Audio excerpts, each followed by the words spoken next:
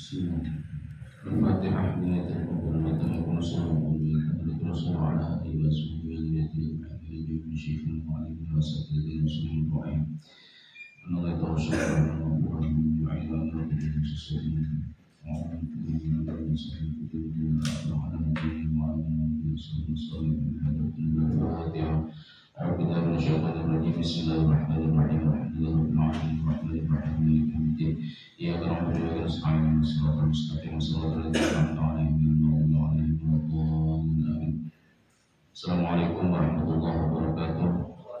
Alhamdulillah, salatu wassalamu ala sayyidina Muhammadin rasulillah wa ala alihi wa sahbihi wa man tabi'ahum wa ba'd. Alhamdulillah, pada subuh ini kita kembali dipertemukan oleh Allah. Salawat dan salam semoga senantiasa terlimpahkan kepada kita Nabi Muhammad SAW. Kita akan melanjutkan kembali pembacaan kitab Ihya Ulumuddin karya Al-Imam Al-Ghazali. Kemarin kita berakhir di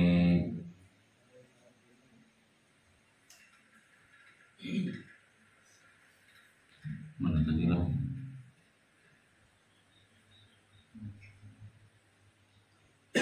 Wal yahdharil kadhib.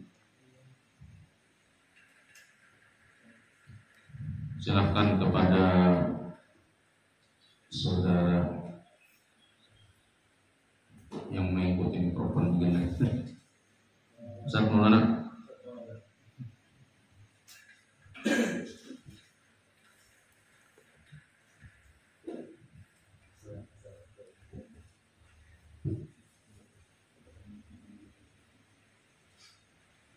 Bismillahirrahmanirrahim. Amin. Fayahdharil kadhiba wa hikayati ahwalin tuma'u ila habawatin aw musahalatin yaqsuru fahmul awami an darki ma'aniha aw an kauniha hafwatan nadiratan murdibatan bitakfiratin mutadarakatin biasanatin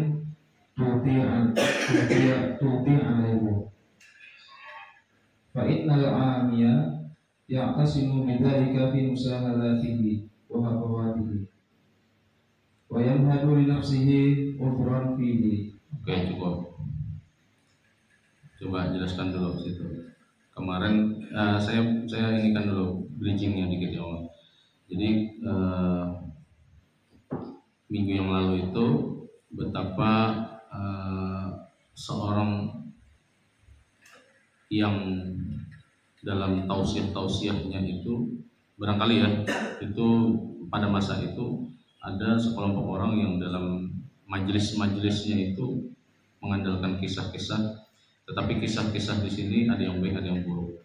Nah, Imam Ghazali setelah sebelumnya menyebutkan kisah-kisah yang buruk, tapi beliau juga mengapresiasi kalau kisah itu diambil disadur dari Al-Quran gitu kan, atau dari hadis yang sahihul riwayah. Nah, lalu Sidin mengingatkan apa kata Sidin? Fal yahdhar al-kadhib. Maka apa itu? Fal yahdhar al-kadhib. Hendaklah hati-hati terhadap berita-berita bohong, wa hikayati ahwalin, dan cerita-cerita ihwal, tumi'u ila itu artinya menunjukkan ila hafwatin wa musahalatin. Hafwat itu jamak dari hafwah, kesalahan-kesalahan. Musahalat itu sesuatu yang diremehkan, sesuatu yang kemudian menyebabkan orang pada keteledoran. Yaqsuru fahmu al-awam an darki ma'aniha, yang itu membuat pemahaman orang-orang awam menjadi pendek gitu kan, PA jadinya, pendek akal dari pemahaman yang sesungguhnya. Jadi yang harus dihindari di sini cerita bohong atau cerita yang memicu pada salah paham, kebohongan dan kesalahan dalam pemahaman, dua hal itu ya. An kauniha hafwatan nadirah, atau kadang-kadang keadaan kesalahan itu kesalahan-kesalahan yang nadirah. Nadirah apa? Tidak umum terjadi atau jarang ya. Atau bisa kita pahami pemahaman yang tidak mainstream gitu. Karena dia tidak mainstream, kadang-kadang pemahaman tidak mainstream itu justru pemahaman yang aneh di masyarakat. Murdafatan bitakfiratin, murdifatan bisa murdafatan. Jadi dia karena dia jarang terjadi, dia seringkali mudah memponis orang lain, takfir. Jadi suka pemahaman yang keliru atau pemahaman yang dangkal itu resikonya pertama murdafatan bitakfiratin, ya, mudah menyalahkan orang lain. Wa mutadarokatan atau mutadarokatan bihasanatin tughti atau tughti alaiha. Atau kadang-kadang juga menyembunyikan kesalahan-kesalahan itu dengan kebaikan-kebaikan. Artinya kayak ini, orang itu kalau dia salah dalam menghakimi sesuatu, itu dampaknya bisa dua, tidak adil dalam menilai. Akhirnya orang yang salah sedikit itu dianggap salah besar, atau orang yang sebetulnya melakukan kesalahan itu dianggap baik. Karena apa? Karena tadi kesalahan pemahaman tadi. Kan kita sudah paham ya, ada istilah orang kalau sudah ridho terhadap sesuatu, maka kalau orang itu berbuat salah pasti kita anggap baik. Atau sebaliknya, kita kalau sudah benci terhadap seseorang, orang itu berbuat baik tetap salah di mata kita. Nah begitu tuh, karena dia potensi salah tadi memahami, maka kadang-kadang yang baik menjadi buruk, yang sangat buruk ditutup-tutupi seakan-akan baik. Fa innal 'amiyya ya'tasimu bidzalika fi musahalatihi wa hafwatihi. Orang-orang awam itu seperti itu cara berpikirnya. Wa yumahhidu li nafsihi 'udhran bihi. Kadang-kadang juga mereka yumahhidu li nafsihi. Mahada nafsahu itu artinya melakukan ya sebetulnya. Yumahhidu li nafsihi 'udhran bihi itu maksudnya dia lebih mudah memaafkan kesalahan diri sendiri, tapi di saat yang sama dia gampang tadi ya memvonis orang lain, menghakimi orang lain, tapi di saat yang sama dia tidak pernah mengintrospeksi dirinya. Jadi jika peribahasanya itu apa? Semut di seberang lautan tampak, gajah di pelupuk mata tidak tampak. Ya seperti itulah.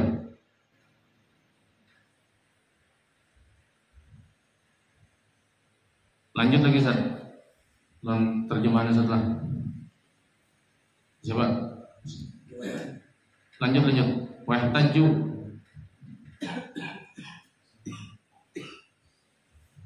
Wahtaju bi annahu ruqiya kaita wa kaita an ba'dil masyayikhi wa ba'dil akabiri.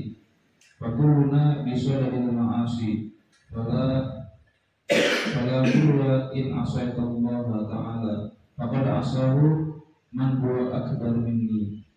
Wa yufidu dzalika jur'atan 'ala Allah ta'ala min haitsu la yadri. Oke Ustaz, jelaskan wa yahtaju bi annahu, dan menjadikan dalil oleh orang awam bahwasanya tersebut diceritakan begini-begini dari sebagian masyayikh dan juga orang-orang yang terkenal besar.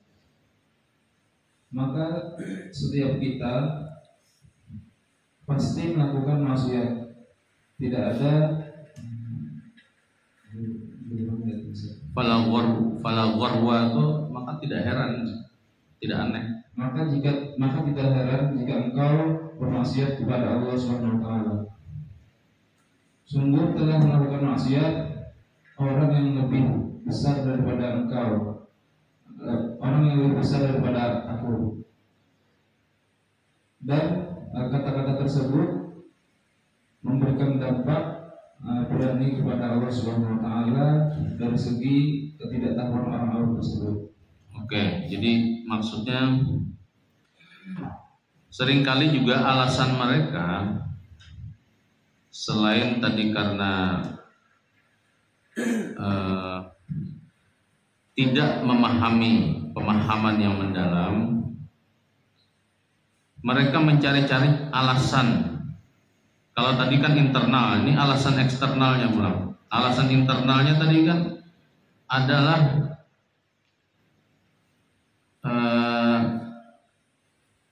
ketidakmampuan memahami. Nah, yang kedua alasannya adalah mereka mendapatkan alasan-alasan itu berdasarkan perilaku masyayikh sebelumnya ataupun para ulama-ulama besar sebelumnya. Jadi artinya kami hanya mengikuti para masyayikh dan para al-akabir.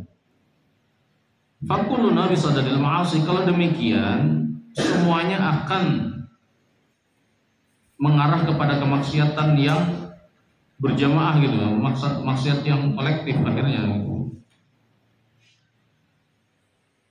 Fala gharwa in asaitullah ta'ala faqad asahu man huwa akbar minni. Alasan itu akan menjadi kuat dengan ya, kalau saya saja bermaksiat, maka kalau yang masyayikh tadi itu juga bermaksiat,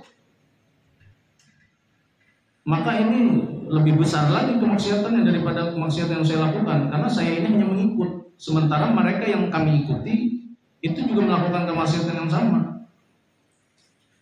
Maulah misalnya kan ulama itu mengajarkan kita kemaksiatan, mungkin seperti itu ya. Jadi alasan-alasan sekelompok orang yang ingin menghalalkan misalnya kan, tapi ini berat lah, kita tidak akan kesana kan, ada insyaallah. Wa yufiduhu dzalika jur'atan 'ala Allah ta'ala min haitsu la yadri, dan itu berdampak pada tanpa mereka sadari mereka sudah melakukan jur'atan 'ala Allah, itu artinya membangkang atau berani itu tanpa mereka sadari. Fa ba'da al-ihtirazi an hadaini al-mahdhuraini fala ba'sa bihi. Nah, kalau kita bisa menghindari dua hal tadi, maka enggak apa-apa jadi Imam Ghazali. Wa inda dzalika yarji'u ila al-qasas al-mahmudah, dan harusnya seketika itu juga dia kembali kepada kisah-kisah yang terpuji, wa ila ma yastamiru alaihi al-Qur'an, dan kepada yang bersumber dari Al-Qur'an. Wa yasihhu fil kutubis sahihah min al-akhbar, dibenarkan pula mengambil dari kitab-kitab yang sahih daripada kitab-kitab hadis Nabi sallallahu alaihi wasallam. Wa minan nasi may yastajizu wad'al hikayatil muraghabati fit ta'ati. Di antara sekelompok orang atau ada beberapa kalangan, kata beliau, yang memperbolehkan meletakkan cerita-cerita atau kisah-kisah yang muraghabah, yang memicu kepada kebaikan-kebaikan, ketaatan-ketaatan. Wa yaz'amu anna qasdahu fiha da'watul khalqi ilal haqqi. Dan dia berasumsi bahwa tujuannya itu adalah mengajak manusia kepada kebenaran melalui kisah-kisah. Jadi ada sebagian yang membolehkan berkisah itu sebagai metode dalam menyampaikan dakwah. Apalagi kalau kisah itu bisa memicu para jamaah untuk lebih mentaati lagi. Yang kadang-kadang kisah itu kan ya memang faidah dari kisah itu diantaranya itu memang supaya kita mudah mencerna ajaran-ajaran agama yang kadang-kadang kalau wah ini itulah kebanyakan kitabnya. Kita ngaji Ihya aja jilid 1 hanya berapa halaman? Hanya 50-an halaman. Hanya jilid 1 ada 3 jilid lagi. Ini separuh aja, jangan kan separuh seperempatnya aja belum. Kalau dijelaskan satu-satu detail-detail ini kan tetapi menarik. Maka ya di sini banyak kisah-kisah aja sebetulnya yang Ghazali banyak juga menyentuh kisah-kisah. Jadi kita tidak bisa langsung mengatakan bahwa berkisah itu kada baik. Yang maksud sidin kada baik itu karena adalah kisah-kisah yang itu melenceng dari fakta yang sebenarnya. Yang tadi tuh ada al-kadhib di sini atau hikayati ahwalin tumiwil hafwat yang mendorong orang kemudian tidak utuh dalam memahami ceritanya. Nah, itu yang berbahaya. Sini kemudian melanjutkan fahadhihi min naza'atis syaitan. Ini kadang-kadang jasidin ada juga yang kayak itu tadilah motifnya itu supaya berkisah itu memudahkan jamaah memahami. Nah, ini kadang-kadang jasidin naza'atis syaitan juga, tipu daya setan juga. Kenapa? Fa inna fis sidqi manduhatan 'anil kadhibi. Karena memang dalam kebenaran-kebenaran itu selalu ada potensi kebohongan-kebohongan juga. Ya apa nih lah kata-katanya nih lah. Dalam kebenaran itu potensi juga ada kebohongan-kebohongan.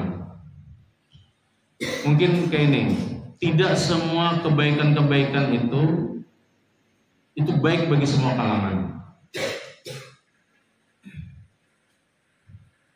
Seperti kita misalnya hari ini nih majelis di sini, mungkin bagi kita yang belajar, saya yang mengajarkan, ini adalah kebaikan, membahagiakan, ya kan? Tapi bagi orang lain, misalnya anak saya, harusnya kan kuantarnya sekolah jam sini, tapi karena aku lebih mengajar di sini, haknya untuk kuantarkan sekolah, tampil gitu. Jadi di balik kebaikan yang kita gawe saat ini, pasti ada pihak lain yang harus dirugikan gitu. Sebaliknya juga kadang-kadang keburukan yang dialami orang lain itu ternyata manfaat bagi pihak lain. Makanya ada istilah masaibu qaumin inda qaumin fawaidu itu. Musibah bagi suatu kaum ternyata bagi kaum yang lain justru manfaat, maslahat. Ini perluasan makna bebasnya ya. Fa inna fis sidqi manduhatan 'anil kadhib. Ya, sejujur-jujurnya orang tetap ada potensi kebohongan-kebohongan juga. Wa fi ma dzakarallahu ta'ala wa rasuluhu sallallahu alaihi wasallam ghaniyatan 'anil ikhtira' fil wa'dhi. Allah Subhanahu wa taala dan Rasul juga mengingatkan tentang apa? Al-ikhtira' fil wa'dhi. Ghaniyatan 'anil ikhtira'. Jangan kita dalam majelis atau dalam menyampaikan apapun itu ya, baik itu nasihat atau apalagi nasihat misalnya kan, seperti ini, itu memicu al-ikhtira'. Al-ikhtira' itu bisa sesuatu yang berdampak pada perpecahan atau juga kebohongan-kebohongan, tipuan-tipuan. niatnya misalnya ingin memberikan nasihat atau memberi tausiah atau apa bahasanya, ceramah agama misalnya, atau biasanya apa kita tuh kalau yang gunung-gunung itu apa? Tablik akbar misalnya kan, tablik akbar. Kalau isinya al-ikhtira', nah ini juga tidak disukai oleh Allah dan Rasulnya. Tujuan baik tapi disampaikan dengan cara yang tidak bijak, itu hasilnya seringkali tidak baik. Nah, seringkali niat yang baik tidak menghasilkan sesuatu yang baik karena tidak disampaikan dengan cara yang bijak.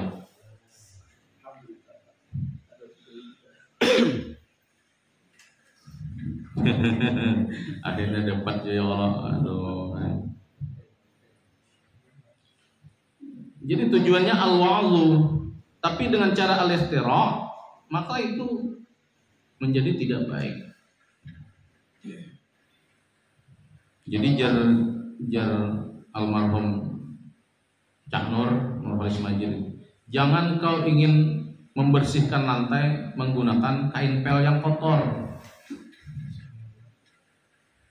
Itu lantai tidak akan bersih, malah tambah kotor. Atau ingin mengajak orang masuk surga, tapi dengan cara yang malah menyeret orang ke neraka. Banyak lokotnya lah. Tapi sebutin haji gitu loh. Kayak viral ngalih. Kaifa waqad kuriha takallufus saja' wa 'adda dzalika min at-tasannu'. Jangan karena kayak itu jadi takallufus saja' saja itu kuriha. Menggunakan sajak saja. Sajak itu ya kata-kata, bukan kata-kata mutiara, kata-kata yang seperti ya bersajak, berpuisi. Itu saja tidak disukai, dan itu dianggap minat tasannu'. Tasannu' itu mengada-ngada, model tidak jujur gitu kan. Kan orang bersajak itu kan kadang-kadang bahasa-bahasanya itu bisa hiperbola, hiperbolistik kan. Sesuatu yang biasa saja tapi digambarkan seperti sesuatu yang wah gitu kan.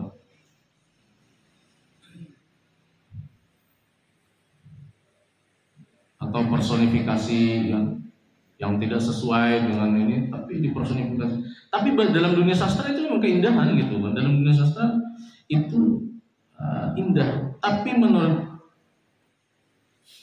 Imam Ghazali di sini ketika bilang takallufus sajak di sini, ya sajak itu kadang-kadang hiperbola itu lebay gitu kan, bahasa kita lebay. Tidak sesuai dengan kondisi yang terjadi sesungguhnya, itu digambarkan seperti itu.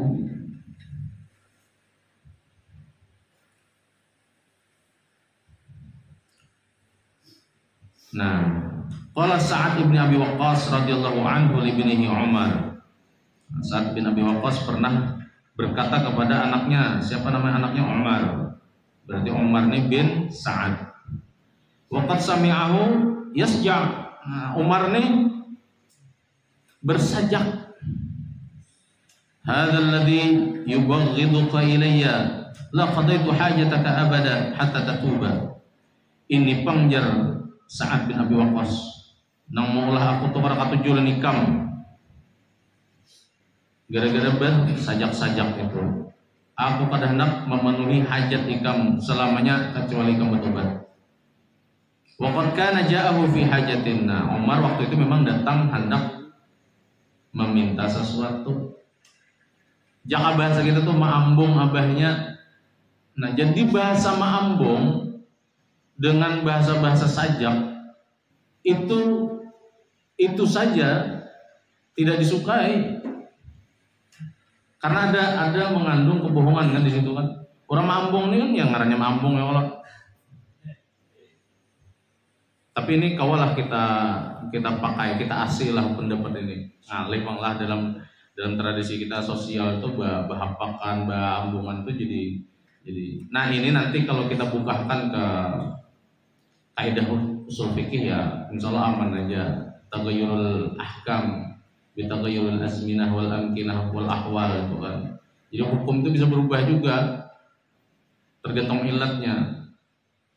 Apa kaidah lainnya itu? Al-hukmu yaduru ma'ilatihi wujudan aw adaman. Jadi tergantung ilatnya juga hukum itu. Nah, sajak itu digunakan untuk apa? Waktu itu ya ada kebohongan-kebohongan. Kalau kita tradisi orang Banjar ini memang kata jujur bambungan dan mbaknya dihantaknya bro. Mbak diambung dihempas ya. Nah, kalau jadi adat kebiasaan dan itu sudah ma'lum bid-darurah, kayaknya itu sudah bagian jadi uruf juga, selama tidak bertentangan dengan syariat ya. Itu hanya begitu-begitu ya. Oke. Waqad qala sallallahu alaihi wasallam li Abdullah bin Rawahah. Nah, Nabi juga pernah berkata kepada Abdullah bin Rawahah fi saja'in min thalathi kalimatin. Ketika Abdullah bin Rawahah itu bersajak-sajak dengan 3 kalimat. Iya kawas saja'a ibn Rawahah. Hati-hati engkau wahai ibnu Rawahah terhadap sajak itu. Faka'anna saja'al mahdhura al-mutakallafa mazada ala kalimatain. Nah, seakan-akan teguran Nabi itu berlaku untuk sajak yang di atas 2 kalimat. Karena tadi kan salah 3 kalimat kan yang ditegur Nabi. Berarti 2 kalimat pun 1 kalimat berarti masih gak ada apa-apa. 2 kalimat pun mungkin masih gak ada apa-apa. Tapi bila di atas 2 kalimat, nah itu sudah sajaknya sudah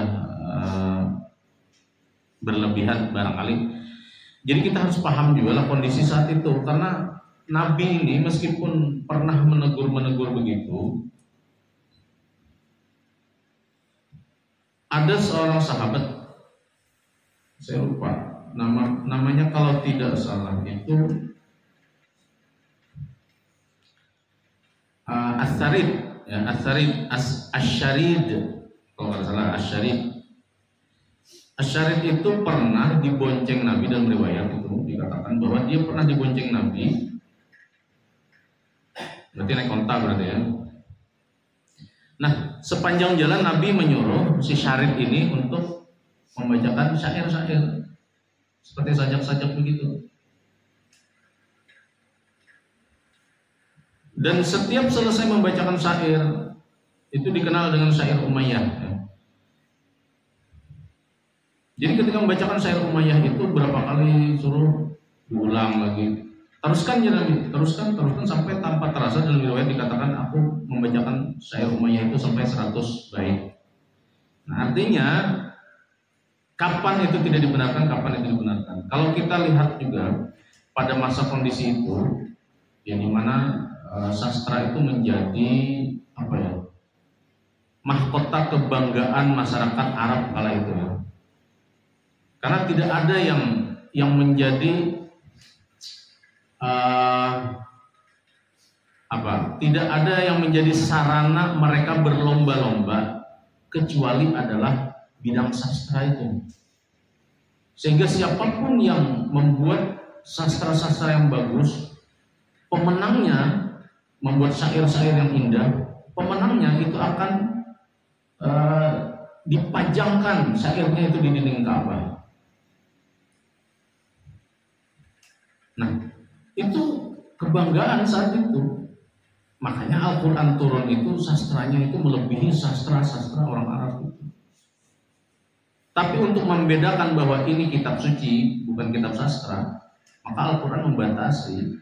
Wa ma'allamnahu syi'ra, kami tidak mengajarkan Nabi Muhammad syair.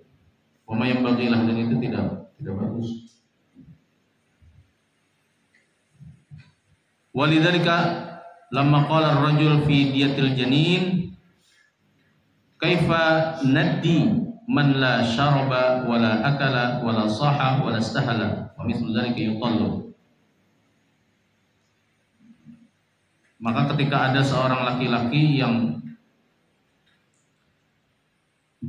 berbicara tentang diat apa? Diat itu bayar denda lah karena membunuh. Diatul janin, diat bagi anak janin, seorang janin. Kaifa naddi? Bagaimana kami membayar diat man la syariba wala akala, bagi anak yang masih dalam bentuk janin, tidak minum, tidak makan, wala saha, tidak berteriak, wala stahala, tidak memekik.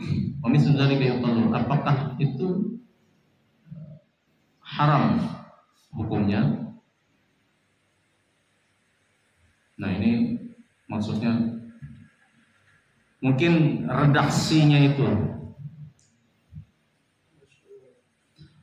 Nah, dia bertanya seperti itu, lalu dijawab oleh Nabi. Faqala Nabi sallallahu alaihi wasallam, as-saj'un kasaj'il a'rabi. Ikam nih bersajak seperti sajaknya orang Arab kah, jadi. Nah, sini mengomentari. Jadi ketika ada seorang laki-laki berbicara seperti itu, dijawab oleh Nabi, ikam nih bersajak kayak sajaknya orang Arab Badui kan. Artinya Sidin menyindir tentang bersajak-sajak itu memang.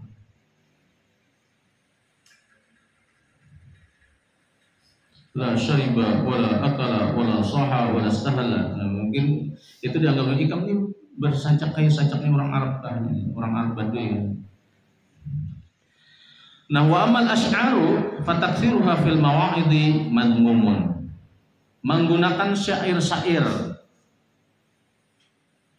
Wa amal asy'ar, menggunakan syair-syair, fataktsiruha fil mawa'idh madmum.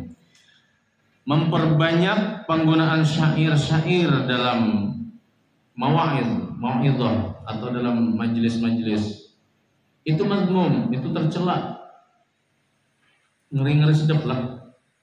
Pendapat Imam Ghazali di bagian inilah, dari kemarin berkesah, bersyair apa segala macam itu madmumnya sini tercela. Kenapa? Alasannya kalau Allah Ta'ala wasyu'ara'u yattabi'uhumul ghawun. Para penyair-penyair itu yattabi'uhumul ghawun, mereka diikuti oleh al-ghawun, orang-orang yang sesat. Alam tara, tidakkah kau lihat annahum, bahwasanya mereka para penyair-penyair itu fi kulli wadin, di setiap lembah, yahimun, mengembara. Artinya mereka ini mungkin komunitas yang dianggap tidak jelas kala itu ya. Wa qala ta'ala wa ma 'allamnahu syi'ra wa ma yanbaghi lahu. Dan tidaklah kami ajarkan kepada Nabi Muhammad itu syair-syair, dan itu tidaklah baik baginya, tidaklah tepat baginya. Nah, ketidakbolehan itu di sini dijelaskan, wa aktsaru ma i'tadahul mu'adhu minal asy'ari ma yata'allaqu bit tawassufi fil 'ishqi wa jamalil ma'syuqi wa ruhil wisali wa alamil firaqi. Nah, yang sering wa aktsaru ma i'tadahu, itu i'tada itu kan kebiasaan, dan kebanyakan dari apa yang menjadi kebiasaan para mu'adh, para penasehat, para pengesah-pengesah minal asy'ar, daripada yang menggunakan syair-syair, al-mu'adh minal asy'ar, penasehat, ustaz-ustaz lah yang sering menggunakan syair-syair itu, kebanyakan adalah ma yata'allaqu bit tawassufi fil 'ishqi, itu yang terhubung dengan keadaan-keadaan yang asyik. Asyik itu maksudnya percintaan. Wa jamalil ma'syuq, indahnya orang-orang yang dicintai. Jadi cinta objek yang dicintai, gitu kan. Kemudian apa lagi? Wa ruhil wisal, indahnya perjumpaan. Wa alamil firaq, pedihnya perpisahan. Nah, ini bukan tentang Tuhan masalahnya, tapi tentang seseorang dengan kekasihnya. seorang laki-laki dengan perempuan yang dikasihinya. Ketika ini yang dimunculkan, maka wal majlis la yahwi illa ajlafal awam. Sementara majlis yang dijadikan tempat untuk menyampaikan itu hanya dipenuhi oleh orang-orang yang awam. Adalah bubuhannya itu kemudian bisa terjerumus. Wa bawatinuhum mashhunatun bisyahawati. Orang-orang awam ini oleh Sidin dianggap batin mereka itu masih banyak dipenuhi dengan syahwat-syahwat. Karena kada diolah lagi. Lain jika majelisnya itu adalah majelis tarekat misalnya kan, orang yang sudah ada riyadhah-riyadhahnya. Ini majelis awam ini kan mereka tidak pernah melatih batinnya dan seterusnya. Artinya masih mashhunatun bisyahawat. Potensinya untuk memenuhi syahwatnya itu masih besar. Wa qulubuhum ghairu munfakkatin 'anil iltifat ila suwaril malihah. Hati mereka itu masih tidak bisa bergeser dari sesuatu yang ghairu malihah. Jadi mereka hanya bisa melihat kepada sesuatu yang manis-manis saja. Kalau kepada yang asin-asin bukan siap lagi. Ya, yang manis itu yang indah dilihat, kan? Yang indah dibayang-bayangkan dan seterusnya.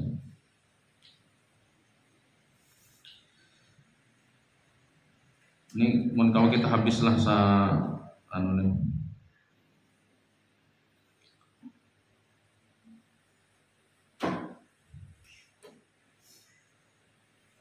fala tuharrikul ash'aru min qulubihim illa ma huwa mustakinun fiha fatasta'illu fiha niranush fatasta'il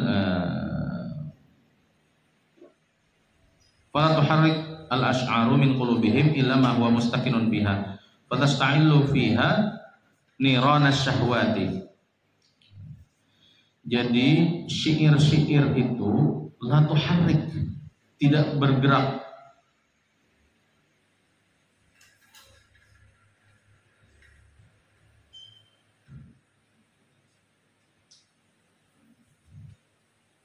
Syair-syair itu tidak menggerakkan daripada hati mereka kecuali huwa mustakinun fiha, kecuali dia malah membuat nyaman hati si syair-syair ini nanti.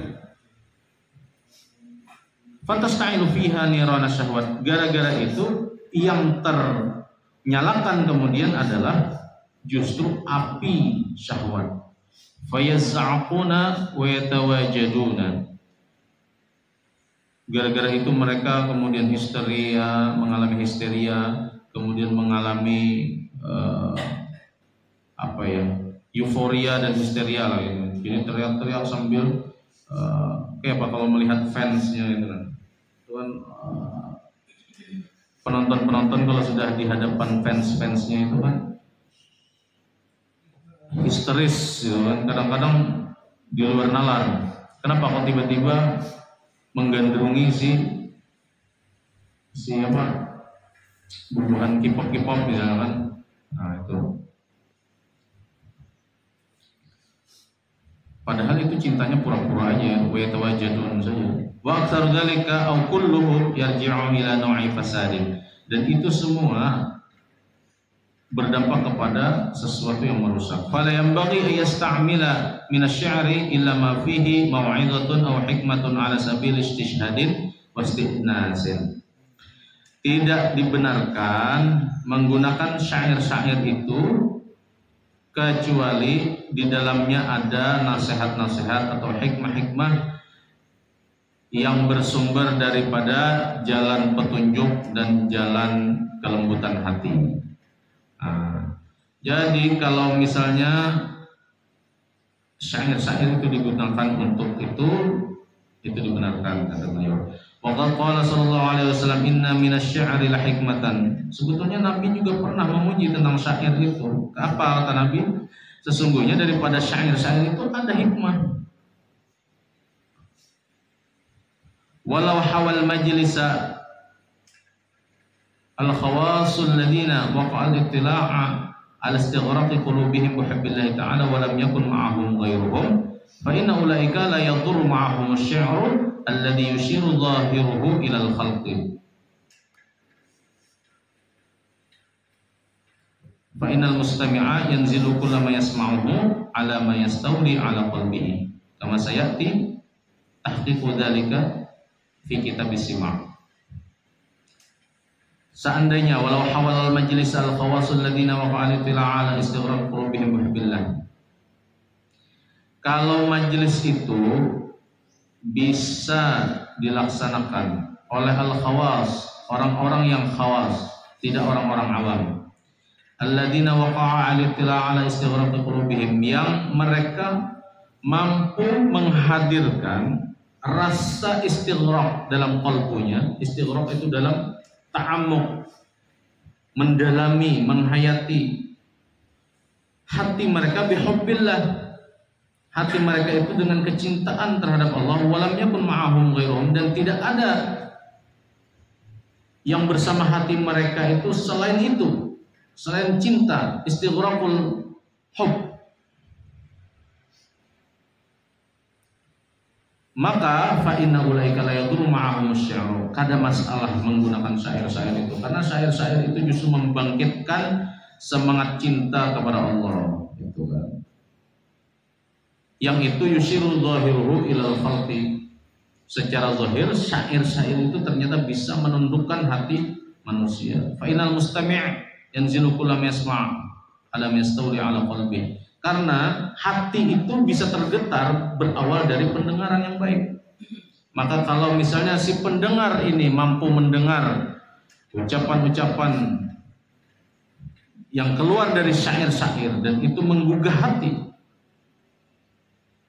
nah itu ada pembahasannya di sini.